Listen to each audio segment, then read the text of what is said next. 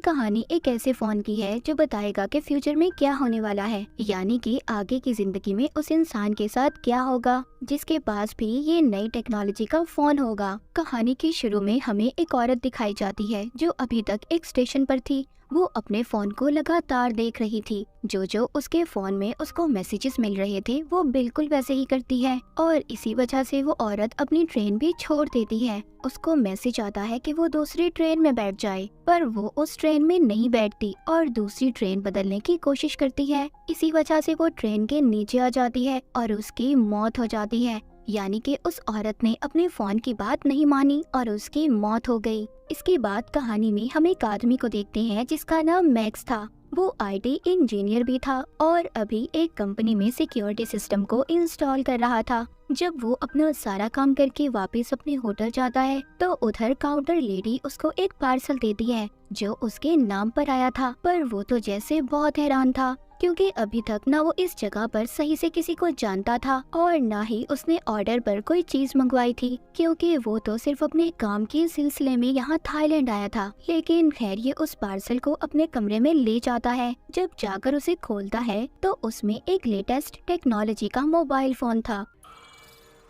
उस फोन पर जीजीटी की ब्रांडिंग थी, मतलब इस कंपनी ने इस फोन को बनाया था। वो हैरान था कि ऐसी तो कोई कंपनी मार्केट में नहीं है।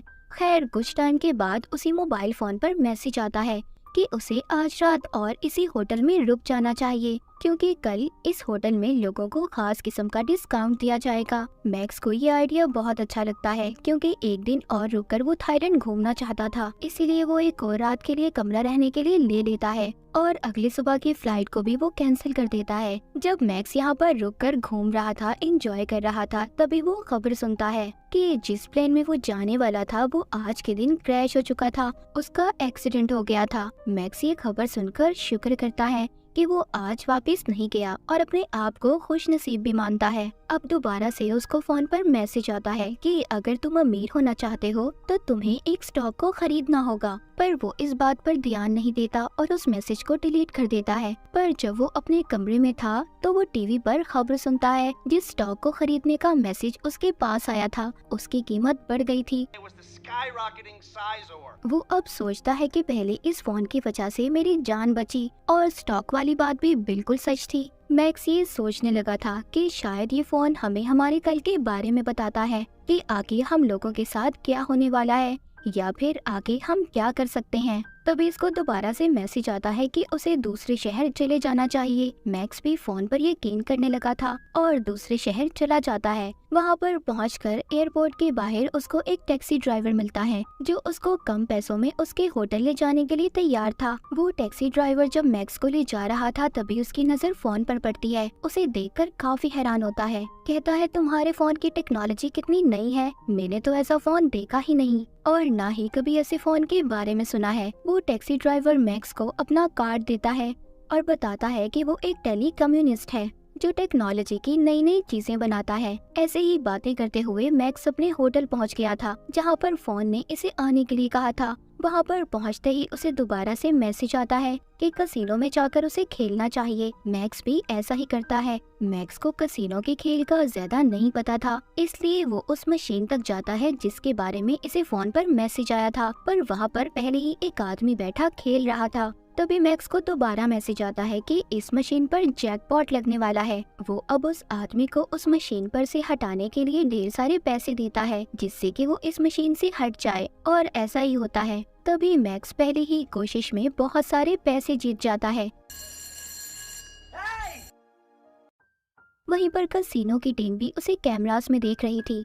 सब हैरान थे कि इस आदमी को कैसे पता चला कि इस मशीन पर जैकपॉट लगने वाला है, क्योंकि उसने उस मशीन से हटाने के लिए पहले आदमी को पैसे भी दिए थे। मैक्स जीते हुए पैसों से और ज्यादा कार्ड्स खरीद लेता है और दोबारा से खेलता है। इस बार भी वो जीत गया था। अब तो वहाँ की सिक्योरिटी टीम को मैक्स पर पूरा शक था क्योंकि बार बार वो अपने फोन को देखकर खेल रहा था। जब वो कसिनो से जाता है तो वहाँ के सिक्योरिटी गार्ड उसे कहते हैं अगर तुम दोबारा खेलने आओगे तो अपने साथ फोन नहीं लाओगे। उन्हें शक था कि कहीं ना कहीं इसके फोन में कुछ है, इसीलिए मैक्स अब उसी टैक्सी ड्राइवर ड्राइवर को फोन करता है जो इसको एयरपोर्ट के बाहर मिला था। वो उसको कहता है, क्या तुम एक ऐसी डिवाइस मेरे लिए बना सकते हो कि मुझे फोन को देखना ना पड़े और सीधा मैसेज मेरे कान में सुनाई दे। वो टैक्सी ड्राइवर थोड़ा टाइम मांगता है और कहता है, हाँ मैं कोशिश कर सकता हूँ। होटल में जाते हुए मैक्स एक कपल को देखता है जो आपस में लड़ रहे थे। वो उनमें से आदमी को मना करता है तो बदले में वो उसे एक मुक्का मारता है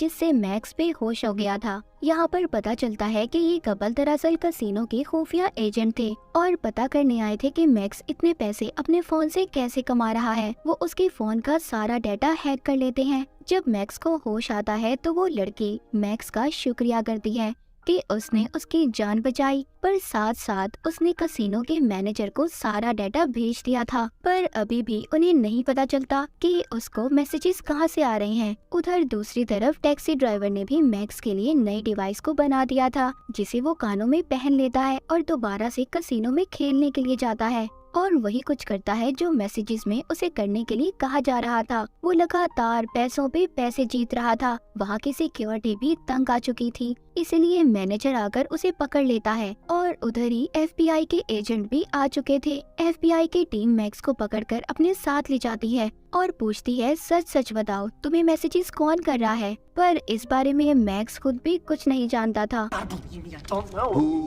FBI ऑफिसर कसिनो के मैनेजर से मिलता है और उसे बताता है कि ये केस हमारे पास नया नहीं है। इससे पहले भी बहुत से ऐसे केस आ चुके हैं। बहुत से लोगों को ऐसे फोन मिले जिसमें उन्हें पैसे कमाने के तरीके बताए गए, पर जब भी हमने उन लोगों को पकड़कर पूछा कि तुम्हारे पास फोन कहां से आए, और तभी कुछ वक्त के बाद उन लोगों की मौत हो गई। और हर बार की तरह हम इस बारे में कुछ भी नहीं जान पाते।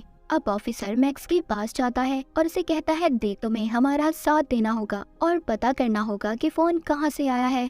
ऑफिसर यहाँ पर अपने बॉस को भी फोन पर बताता है कि अभी तक उन्हें कुछ भी नहीं पता चल सका फोन कहाँ से आया, पर हाँ मैक्स भी अब हमारी मदद करने के लिए तैयार है। वो मैक्स को दोबारा से कसिनो में भेजते हैं और कहते हैं कि इस मोबाइल के डाटा को हैक करने के लिए हमें कम से कम 3 मैसेजेस की जरूरत है। तभी दोबारा से मैक्स को मैसेजेस आना शुरू हो जाते हैं। इस बार भी वो उन्हीं मैसेजेस के कहने पर खेलना शुरू करता है, पर वो हार गया था।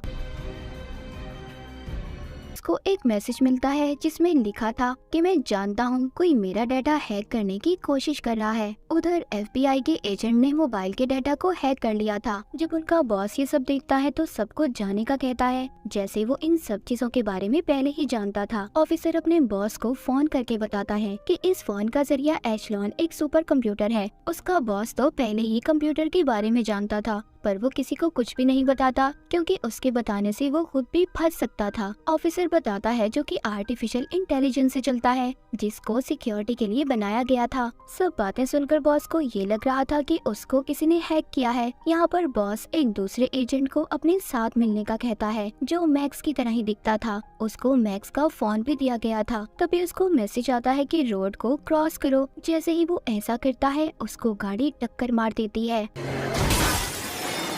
उस बेचारे की वहीं पर मौत हो गई थी। असल मैक्स अभी भी जिंदा था और उसी लड़की के साथ था जो खुफिया एजेंट थी जिसकी उसने जान बचाई थी। पर मैक्स ये बात नहीं जानता था कि वो लड़की एक खुफिया एजेंट है। तभी वो लड़की देखती है कि छत पर एक आदमी गोलियां चलाने वाला है। वो समझ गई थी कि ये लोग मैक्स को मारना चाहते हैं। ऐसा क्यों था? क्या उस फोन की वजह से? ये बात कोई भी नहीं जानता था, पर वो लड़की सबको मार देती है और मैक्स को भी बचा लेती है। अब मैक्स को पता चल चुका था कि वो लड़की जो इसके साथ रह रही थी वो एक एजेंट थी और इसके साथ प्यार करने का नाटक कर रही थी। तभी यहाँ पर हमें पता चलता है कि उन लोगों को मारने FBI के बॉस ने भेजा था। कुछ न कुछ तो जानता था वो उस मोबाइल के बारे में और उसे ऐसा लग रहा था कि मैक्स उनके बारे में काफी कुछ जान गया है, इसीलिए उन आदमियों को मरवाने भेजा था। मैक्स अब खुद भी जानना चाहता था कि ये मैसेज इस फोन पर आखिर कहां से आ रहे थे। उधर बॉस ने भी इस पर नजर रखी हुई थी। मैक्स अब टैक्सी ड्राइवर के पास जाता है जो कम्युनिस्ट था। उसको फोन देकर कहता है तुम्हें पता करना होगा कि सारे मैसेजेस कहां से आ रहे हैं। वो कहता है हाँ मैं पता तो कर लूंगा, पर इस बारे में पता करने में मुझे घंटे लग सकते हैं। जिसके बाद वो सब पता करने की कोशिश करता है। इस बार उसे सब पता चल चुका था। वो बताता है ये सारे मैसेजेस एक सुपर कंप्यूटर कर रहा है जिसको एशलॉन AI भी कहा जाता है, जो सब कुछ खुद से सोच सकता है। मैक्स को सब कुछ अजीब लग रहा था कि एक कंप्यूटर, वो भी इतना कुछ, कैसे कर सकता है। वो बताता है कि ये कोई आम कंप्यूटर नहीं है, ये हर तरह की मशीन को कंट्रोल में कर सकता है और इसीलिए उसने तुम्हें पहले ही बता दिया था कि तुम उस प्लेन में मत जाओ कि वो क्रैश होने वाला है। वो कहता है कि ये कंप्यूटर इतना स्मार्ट है कि हर तरह की मशीन के बारे में पता कर सकता है। जब वो ये सब बता ही रहा था तभी उधर कुछ आदमी आ जाते हैं जो मैक्स को मारने आए थे। वो यहाँ से जल्दी से गाड़ी में बैठकर चले जाते हैं। उनका पीछा FBI के एजेंट कर रहे थे, पर मैक्स उनमें से एक ऑफिसर को पकड़ लेता है। अब वो मैक्स को सारी सच्चाई बताता है। कहता है कि हम तुम्हें इसलिए मारना चाहते थे ताकि उस कंप्यूटर का राज किसी और को पता न चल सके जिसको हमने ही बनाया है, पर अब वो खुद से काम कर रहा है जो खतरा बन सकता है। इसीलिए हम तुम्हें मारना चाहते थे ताकि इस बारे में तुम किसी को कुछ न बताओ। तभी मैक्स को मैसेज आता है। उसको उसी जगह पर जाने का कहा गया था जहाँ पर मैक्स ने सबसे पहले सिक्योरिटी सिस्टम को इंस्टॉल किया था। वहाँ पर भी वो कंप्यूटर मैक्स को कैमरे की मदद से देख रहा था और उसको यहाँ पर मैसेज आता है कि यहाँ पर जितने भी कंप्यूटर हैं सबको एशलॉन सुपर कंप्यूटर से कनेक्ट कर दो, जोड़ दो, जिससे वो कंप्यूटर अपडेट हो जाएगा, जिसके बाद दुनिया में जितनी भी बनाई गई मशीन है सबके डेटा को कंट्रोल कर सकता है। मैक्स यहाँ पर देखता है कि सभी कंप्यूटर उस एशलॉन मशीन सुपर कंप्यूटर के कंट्रोल में थे। वो रोकने की कोशिश भी करता है पर नहीं कर पाता। हम देखते हैं उधर FBI का ऑफिसर अपने बॉस को बता रहा था हमें इस एशलॉन मशीन को यही खत्म करना होगा, वरना ये सारी दुनिया के साथ साथ इंसानों को भी कंट्रोल करने लगेगी। उधर ही मैक्स सभी कंप्यूटर के सामने बैठा कह रहा था इस मशीन को बनाने का मकसद ये था कि लोगों को साइबर सिक्योरिटी दे, जैसे टेक्नोलॉजी की दुनिया में गलत काम होते हैं उससे रोक सके, न कि इंसानों को कंट्रोल करे। ये सुनते ही वो मशीन अपने सारे कामों को वहाँ के सभी कंप्यूटर के सामने लाने लग जो आज तक उसने किए थे, और इसी तरह जल्दी जल्दी सारा डाटा खत्म हो जाता है। वो मशीन खुद से ही शट डाउन बंद हो जाती है क्योंकि कंप्यूटर भी समझ चुका था कि वो लोगों के लिए खतरा बनता जा रहा है, इसीलिए वो खुद से ही बंद हो गया था। तभी इधर FBI की टीम आकर मैक्स को गिरफ्तार कर लेती है, पर कुछ वक्त के लिए फिर उसे छोड़ दिया जाता है। मूवी के आखिर में हमें ये भी पता चलता है कि वो टैक्सी ड्राइवर दरअसल एक कैप्टन था जो इसी मिशन पर काम कर रहा था। उसने एशलॉन सुपर कंप्यूटर को बंद करवाना था। तो बाज दफा हमारी जिंदगी में कुछ ऐसी चीजें आती हैं जिसको बनाते तो हम फायदा पहुंचाने के लिए हैं, पर वो हमारे लिए नुकसानदेह साबित होती हैं। तो हमें हर चीज का उतना ही इस्तेमाल करना चाहिए जितनी उसकी जरूरत हो। जरूरत से ज्यादा चीजों को इस्तेमाल करना हमारे लिए खतरा हो सकता है, जैसे कि मोबाइल फोन या फिर कोई भी नई टेक्नोलॉजी की चीज। और इसी मैसेज के साथ ये मूवी यहीं पर खत्म हो जाती है।